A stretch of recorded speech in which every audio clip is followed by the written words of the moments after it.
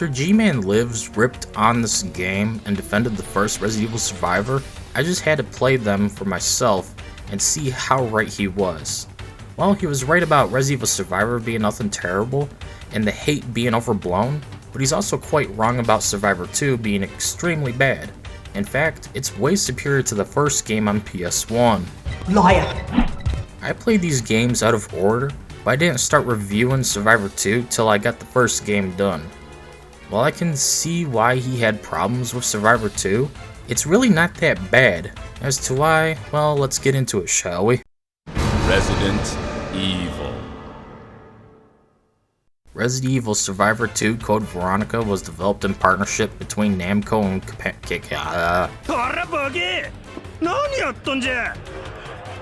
Resident Evil Survivor.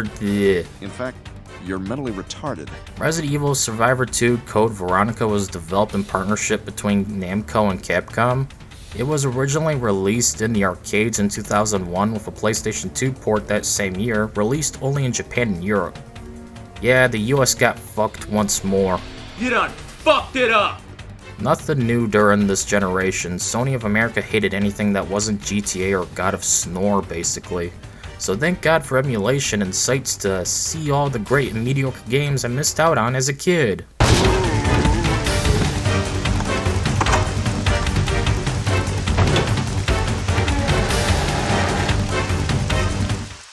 Survivor 2 is a light gun game that can be played with the GunCon 2 controller or a traditional controller. And unlike most light gun games, you're given full control of your character's movement.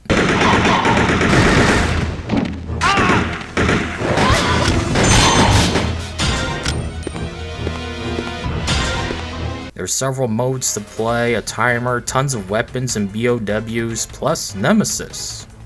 As you replay Code Veronica in a shorter, more action-packed retelling, which will be explored again within Resident Evil The Dark Side Chronicles, where it was a full-on rail shooter, and the only time I actually liked Steve. Looks like my brother was never even here. Umbrella probably doesn't know where he is either. What did he do? Why are they after him? I don't know. But he's been missing for 3 months.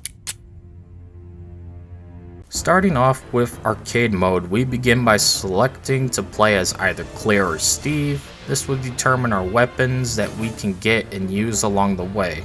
Yet that alone doesn't make me want to play as Steve, as anyone who has ever played Code Veronica or any of its other interpretations will tell you, Steve sucks. He ain't lying. So once I chose Claire like any normal person would, we begin playing with Steve and Claire meeting up right outside of the detention facility by the helicopter crash. From here on, we just fight our way off of the island across several stages, and the controls to do so are not as bad as they first appear. Looking at the PNG on screen, you can see it looks rough, but once you adjust to it, things are actually pretty good actually, and unlike Survivor 1, these controls are much smoother.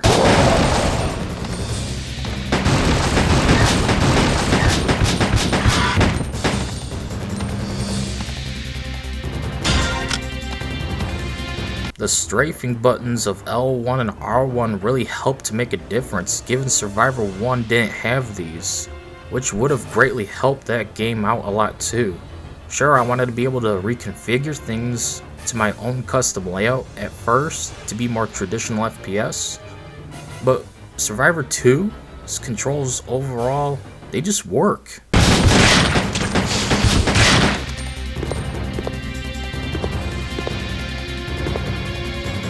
Survivor 2 does away with the attempts to emulate the Resident Evil trilogy in a first-person perspective in favor of a faster-paced action arcade experience, and it just works. This is so much fun to play.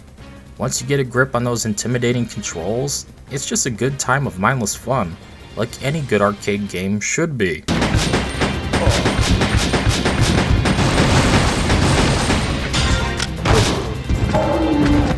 Just running around, fighting all kinds of bioorganic weapons, locating supplies as you get the key to exit the stage, fighting a boss at the end, dealing with a timer that spells doom for you if it depletes. Honestly, I wish there was a Survivor 3 where it retells Resident Evil 1 or 2 like this. I would have gladly played it.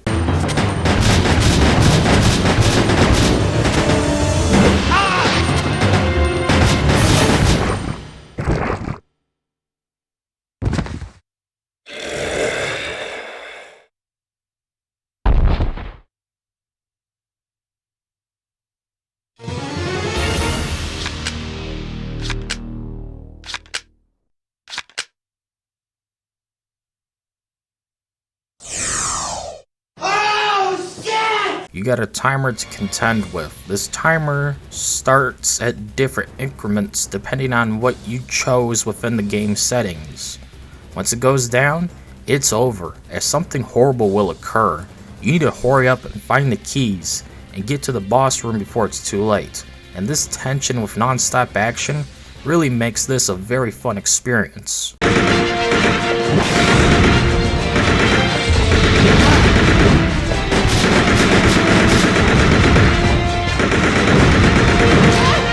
Arcade mode, however, isn't anything special design-wise. Every stage is the same, as you just find a key and run to the locked door, fight dozens of enemies along the way, grab weapons/ammo, and even health kits. Once you get to the locked door, you'll fight a boss, rinse and repeat over the course of several stages.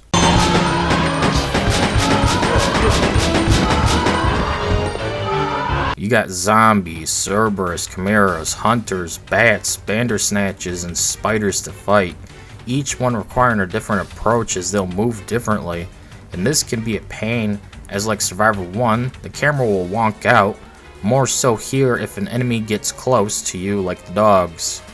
Yet it's not that much of a problem, just blast Fido till it's dead. This game is still less clunky than Survivor 1.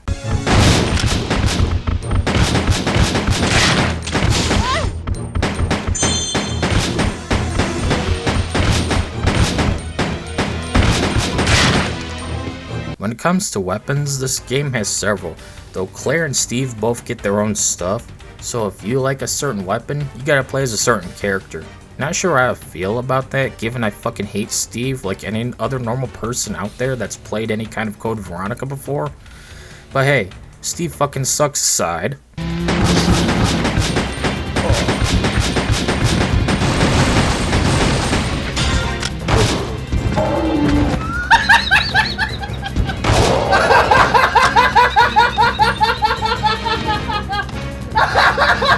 You got your handgun, shotgun, assault rifle, revolver, rocket launcher, linear launcher, grenade launcher, and crossbow gun from Resident Evil 2, which everyone knows is the worst weapon of the older games, next to the knife that is. Fuck the Chris scenario of Resident Evil 1, I always play as Jill.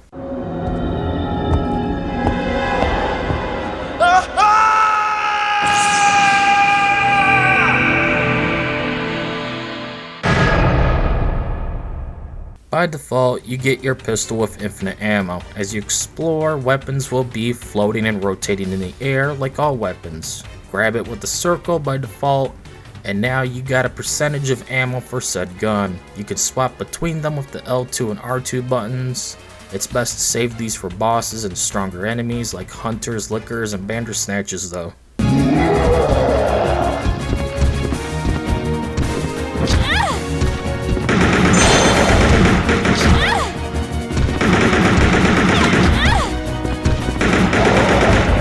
You can stack ammo too, well over 100%, and your weapons carry over into the next stage, which I wasn't expecting out of an arcade game. Usually they make you drop your weapons before moving on. Honestly, I like the combat overall, and every weapon is fun to use, unlike in Survivor 1, where the only difference was the firing rate and sound effect on top of damage.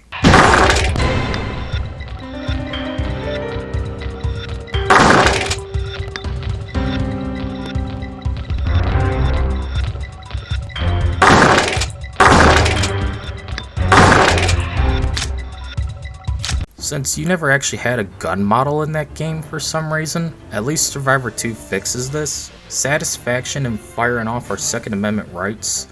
Nothing gives you more chest hair like blasting off a shotgun into some motherfucker.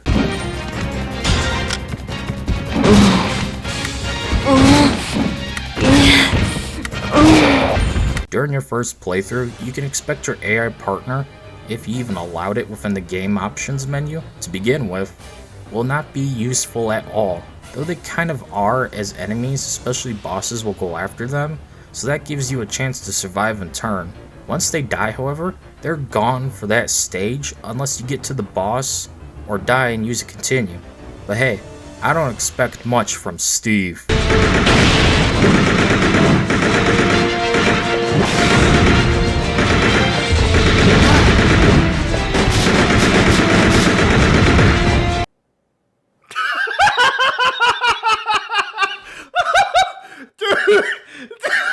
Thankfully, they can become a little less useless if you beat the game and unlock level increases for them. Yet, I only noticed a slight improvement in how aggressive they can be. Yet, that's it.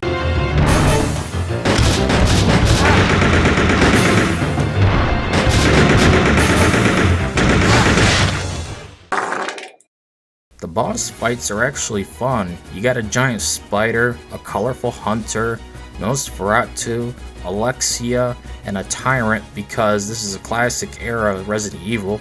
Each one attacking differently with various amounts of room for you to move around in each room you fight them in. I'd say the worst is easily Spider because there's no room and it's just a giant stupid spider. The hunter fight feels stupid as well because it's just a hunter. There's nothing special about it, he's just a different color, big whoop.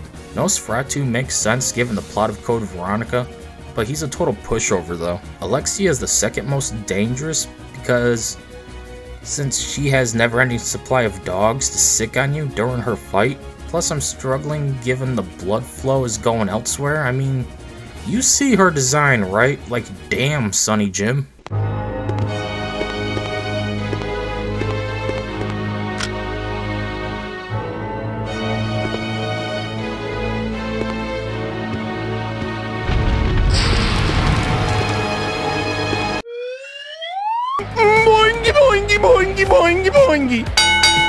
The Tyrant is the best boss because he has different attacks, like charging at you, swinging his claw, and doing a ground area attack that branches off in every direction, giving you very little wiggle room to avoid damage. It's a tense fight and a good finale.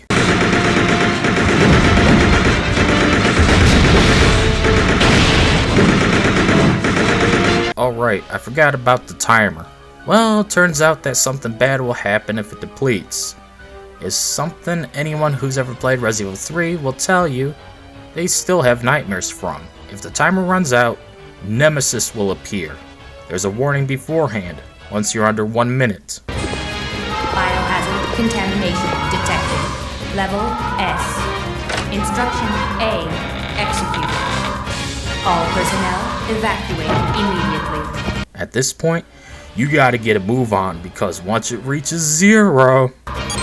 Biohazard contamination detected. Level.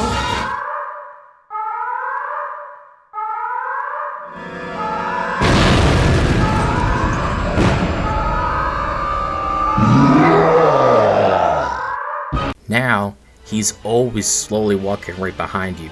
As zombies stop your attempt to flee, he's invincible and will quickly kill you. The only choice is escape. He'll disappear once you get to the boss, but that tension of him stalking you throughout each stage once he does appear is nothing short of exhilarating, especially if your AI partner is dead and you're all alone. Stars. The whole arcade mode experience can be completed in roughly 30 minutes or less, depending on if you know what you're doing and the difficulty, and you won't also be exploring the entirety of Code Veronica. It's just the beginning area, some of the other places, the mansion, and then you escape through the airport. Yep, that's it. All over the course of 5 stages.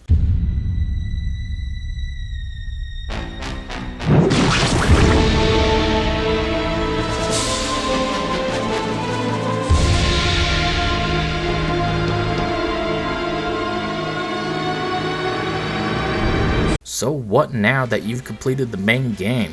Well, you got a few other modes to check out, such as Dungeon Mode. has you choosing between Claire and Steve once more, and going into a mode where you must complete an objective within a time limit. It's basically just mercenaries or battle mode or extreme mode or whatever you want to call it depending on which Resident Evil game you're thinking of. And you know what? It's not that bad, but also nothing special.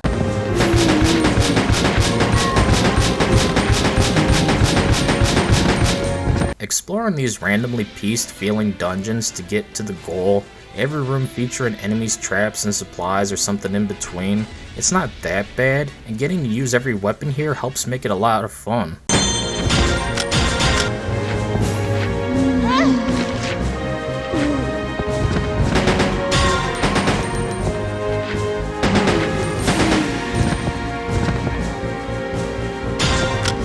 However, after a while, this mode drags on for too long, as you'll find yourself getting lost as it takes forever to get to your end goal.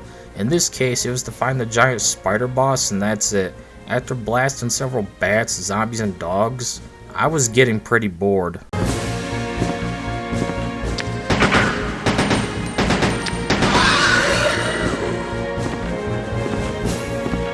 Eventually, around 8 minutes in of non-stop loading screens, shooting and grabbing coins or jewels to increase my high score, I found the boss, ass blasted it, and it was over. Yeah, dungeon mode is fine, but I'd rather just replay arcade mode in all honesty.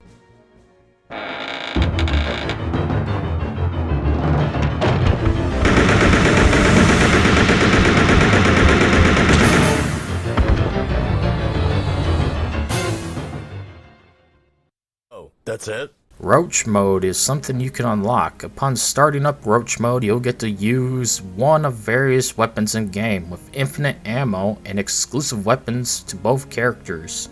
So pick whichever you think will work best and begin playing.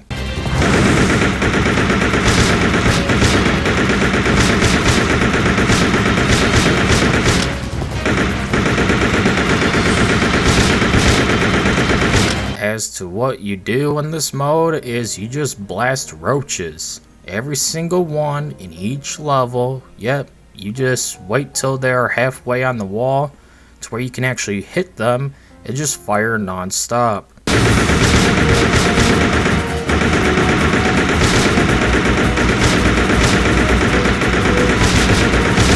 All over the course of 5 levels, this gets old fast. Why would I want to just shoot cockroaches with a gun? Like, sure, I could see the appeal for a single level, but 5 total?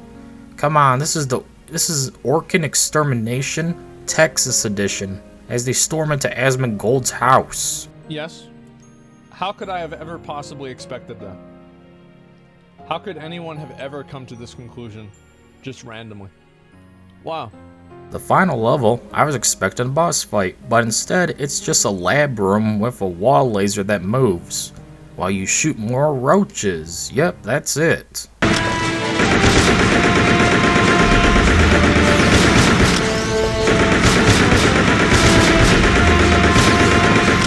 Where's the Roach Lord? I was expecting a boss fight, damn it. You're telling me I don't get to fight Asmongold and his minions? Lame. Yeah, I actually think it would be funny. Oh well, no Asmongold boss fight aside, the last mode isn't even a mode. In fact, the name is misleading, as all you're going into is the high score list for every single mode in the game. That's it. And since this game has a bad word filter, my score will always display as AAA instead of ass. Lame. The whole point of a high score list is to post inappropriate 3-letter names and giggle about it with your bros. Fuck you, Capcom. Fuck you! One issue you'll find during the game right away is there's no voice acting, basically, anymore. You only got to shout when hurt, that's it. There's no voice lines from Code Veronica used here. Steve, Claire, and Alexia never utter a single word.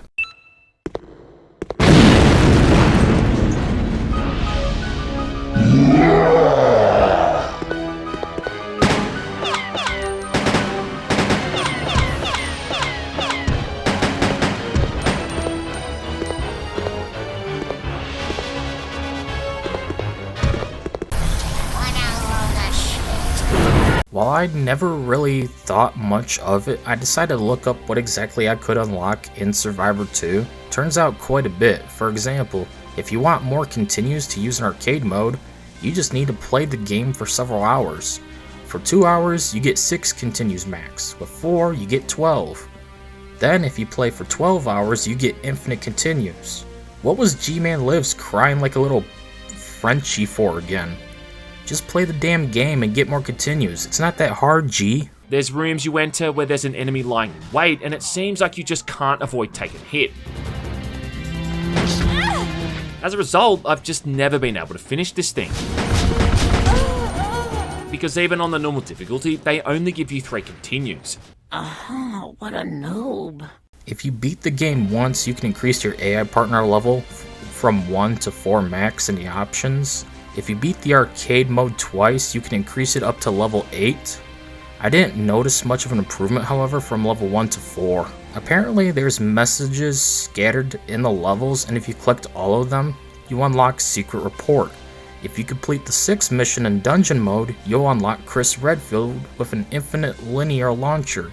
If you complete all of dungeon mode, you'll unlock Rodrigo Juan Raval, equipped with a combat knife. And if you want to unlock the linear launcher for Claire and Steve, you must rank up a total of 300 million points within dungeon mode. Which isn't that hard, as I got over 1 million within just the first mission without even trying. I didn't mean to brag. If you complete one mission in dungeon mode, you'll unlock versus Roach Mode. And finally, if you complete all 5 levels in versus Roach Mode, you'll get the Panzerfaust X to use in Roach Mode as well. And that's it in terms of unlockables. Still a lot more than Survivor 1 had to offer, that's for sure. Alright, let's move on. Finally! At least when it comes to the music, this game does have some good stuff. Obviously, it's all very fast-paced, action-oriented basically. But then again, Code Veronica itself was more action-focused in comparison to previous games. Everything started with Resident Evil 3 Nemesis and only got worse up to Resident Evil 6. And that's when people were not okay with it. But then they went back to action with Resident Evil 7 and 8, but now in first person, so everyone is okay with it, I guess. Guess they just hated the shit ton of Michael Bay explosions and QuickTime events. Anyways, here's some of the music.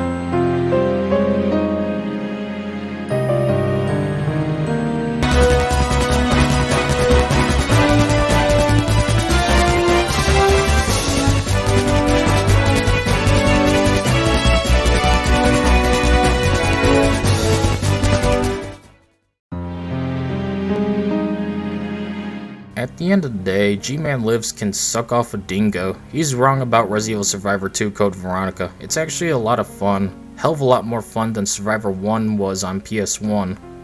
Leaning more into arcade action was a great decision.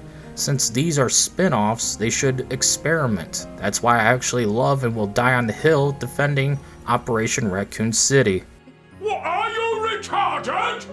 Survivor 2 is an average game well worth playing. It comes with content to unlock and stuff to play with While there's a few issues like the AI partner not being that useful, the main game is very short, there's no voice acting, exploring areas is a waste of time sometimes, and it's also single player only, and Steve actually lives in this version of Code Veronica, but still, it's simple fun, and you should give it a chance.